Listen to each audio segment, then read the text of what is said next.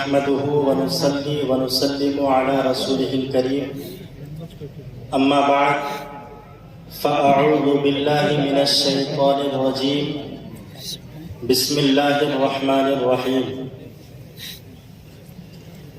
قال الله تبارك وتعالى في شان حبيبه الكريم إن الله وملائكته يصلون على النبي يا أيها الذين آمنوا صلوا عليه وسلموا تسليما اللهم صل على سيدنا ومولانا محمد معدن الجود والكرم منبع العلم والحلم والحكم وآله وبارك وسلم صلاة وسلاما عليك يا رسول الله صلی اللہ تعالی علیہ وسلم۔ آج میری تقریر کا عنوان ہے اسلام کی تبلیغ میں مدارس کا کردار۔ حضرات، اسلام اور تعلیمات اسلام کی اشاعت اور اس کے فروغ میں عہد رسالت مآب سے لے کر اب تک ہر دور میں مدارس نے نمایاں رول ادا کیا ہے۔ دینی درسگاہوں کا علوم و فنون کی اشاعت کے ساتھ صالح فکر و خیال اور پاکیزہ اخلاق و عمل کی ترویج میں جو اہم کردار ہے اسے ہرگز فراموش نہیں کیا جا سکتا۔ ارباب علم و دانش سے مخفی نہیں ہے کہ مدارس کی روشن تاریخ اس صفحہ سے جڑی ہوئی ہے جس کے بانی خود معلم کائنات تھے، جہاں کھجور کے چھپر تلے ٹاٹ پر بیٹھ کر علم حاصل کرنے والے اصحاب صفہ کے نام سے جانے جاتے ہیں۔ دنیا کے تمام مدارس اسی سرچشمہ درسگاہ نبوی سے مستفید و مستعین ہیں اور اسی کے پیغامات کو عام کرتے ہیں۔ حضرات، مدارس میں قال اللہ اور قال الرسول کے پنگھٹ سے تشنگان علوم و فنون کو سیراب کیا جاتا ہے۔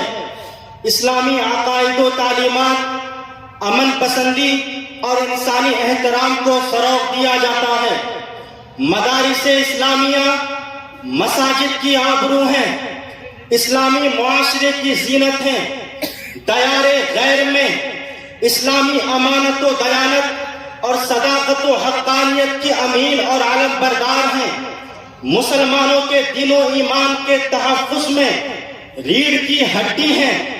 مدارس نے ایسے واقع مست افراد کار پیدا کیے جنہوں نے محاسبہ نفس، حسن اخلاق، پختگی کردار و عمل، جذبہ خدمت دین اور شوق اشاعت علم جیسے اوصاف سے متصف ہو کر معاشرہ اور سوسائٹی میں قرآنی اور اسلامی تعلیمات کو عام کیا۔ لوگوں کو مغربی تہذیب و تمدن اور اس کی دل فریب رعنائیوں سے ہٹا کر خدائی تعلیمات و احکام سے روشناس کرایا۔ باطل ادیان و مذاہب کی طرف سے اسلام پر لگائے جانے والے الزامات و اعتراضات کا دنداں شکن جواب دے کر تبلیغ اسلام اور امت مسلمہ کی حفاظت و صیانت کا فریضہ انجام دیا۔ حضرات، ایک وقت وہ تھا جب اسلامی شہروں میں معتزلہ و خوارج جیسے فرقے اپنا سکہ جمائے ہوئے تھے۔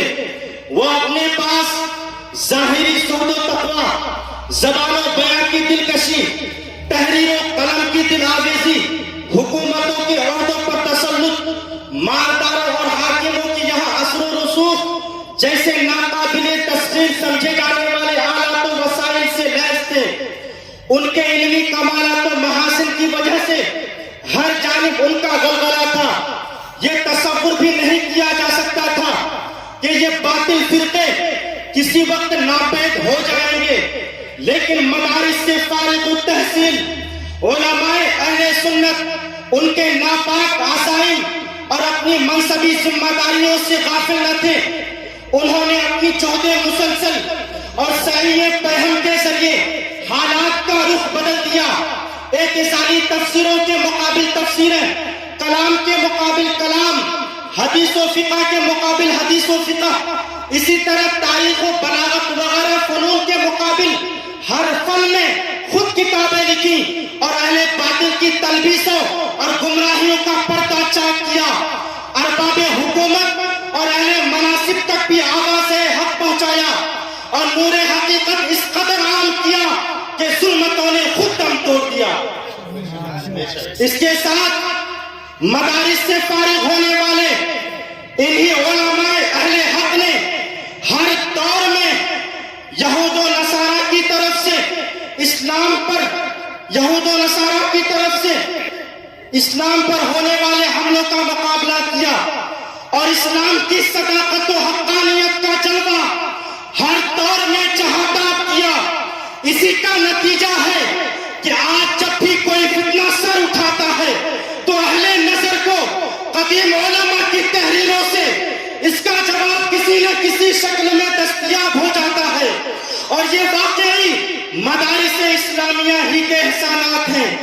اس لیے یہ کہنا بجا ہوگا کہ مدارس نے امت مسلمہ کو دین کی بنیادوں سے مربوط رکھا. اسلام کی تبلیغ، قرآن و سنت کی تعلیم اور دینی علوم و فنون کی اشاعت میں کلیدی کردار ادا کیا. مدارس نے لاکھوں نادار اور غریب طلبہ کو اسلامی تعلیمات سے بہرہ مند کر کے معاشرہ کی فلاح و بہبود کا سامان فراہم کیا. مدارس نے دینی رہنمائی اور مذہبی تعلیم کے لیے صالح افراد پیدا کیے اور نہ جانے کتنے حفاظ و علماء، فضلاء و قراء، مؤذنین و ائمہ، دعات اور مبلغین، قضات اور مفتیان کرام امت کو فراہم کیے. مدارس نے اسلام کے خاندانی نظام اور تہذیب و تمدن کی حفاظت کی. اگر ہم عالم اسلام کے مدارس کا جائزہ لیں تو معلوم ہوگا کہ واقعی اسلام کی تبلیغ و اشاعت میں مدارس اسلامیہ کی خدمات اپنے اپنے علاقے میں ناقابل فراموش ہیں اور یہ مدارس کے وہ احسانات ہیں جن پر پوری امت کو ممنون و مشکور ہونا چاہیے کہ آج اگر اسلامی تشخصات باقی ہیں، ہماری پیشانیوں میں سجدوں کی طرف ہے، چہروں پہ داڑھیاں ہیں، دلوں میں محبت الہی اور عشق مصطفی کا چراغ روشن ہے، اذانوں کا احترام باقی ہے، اسلامی تعلیمات کے جلوے ہیں، تو یہ مدارس ہی کا صدقہ ہے اور مدارس سے فارغ التحصیل علماء حق کی دین ہے. ورنہ جن علاقوں سے مدرسوں کو ختم کر دیا گیا وہاں کوئی اسلام کا نام لیوا نہیں. امام بخاری کی سرزمین پر آپ کو کلمہ پڑھنے والے نہیں ملیں گے. وہ محدثین جنہوں نے وسط ایشیا سے دنیا کو فقہ اور حدیث کی تعلیم دی تھی، آج وہاں کوئی اسلام کو سمجھنے والا موجود نہیں، اس لیے کہ وہاں پہلے دستگاہیں ختم کر دی گئی، مدرسوں کا وجود مٹا دیا گیا. جب تک کہ مدارس رہیں گے، اسلام اور اسلامی تعلیمات کے جلوے رہیں گے، اسلام زندہ و تابندہ رہے گا. حضرات، بھارت کی دھرتی پر آج ہم آزادی کی جس خوشگوار فضا میں زندگی کے لمحات بسر کر رہے ہیں، یہ مدارس ہی کا صدقہ ہے اور مدارس سے فارغ التحصیل علماء اہل سنت ہی کے سرفروشانہ جذبات اور مجاہدانہ کردار کا ثمرہ ہے. اگر یہ مدارس نہ ہوتے تو آج ہمارا بھارت آزاد نہ ہوتا. اگر علماء اہل سنت انگریزوں کے خلاف جہاد کا فتویٰ صادر نہ کرتے تو آج ہم انگریزوں کی غلامی نہ ہوتے. لہذا امت پر ضروری ہے کہ وہ مدارس کی اہمیت و افادیت سمجھے اور ان کے وجود اور تحفظ کے لیے کوشاں رہے. مدارس اسلامیہ کو اپنے لیے نعمت الہی سمجھے. حضرات، میڈیا کے ذریعے میں حکومت تک یہ پیغام پہنچانا چاہتا ہوں کہ جو لوگ مدارس کے بارے میں انسن بکتے ہیں یا مدارس کو بند کرنے کی باتیں کرتے ہیں یا وہ یہ کہتے ہیں کہ مدارس آتنکوادی کا اڈا ہے یا مدارس میں آتنکوادی سکھائی اور پڑھائی جاتی ہے، تو ایسے لوگوں کے خلاف سخت سے سخت کارروائی کی جائے، کیونکہ کبھی بندوق گولی اور بم کے عادی ہو نہیں سکتے. نبی کے چاہنے والے فسادی ہو نہیں سکتے. مدارس اتحاد و امن کی تعلیم دیتے ہیں. مدارس اتحاد و امن کی تعلیم دیتے ہیں. یہاں پیدا کبھی آتنکوادی ہو نہیں سکتے. یہاں پیدا کبھی آتنکوادی ہو نہیں سکتے. وما علینا الا البلاغ. السلام علیکم ورحمۃ اللہ وبرکاتہ.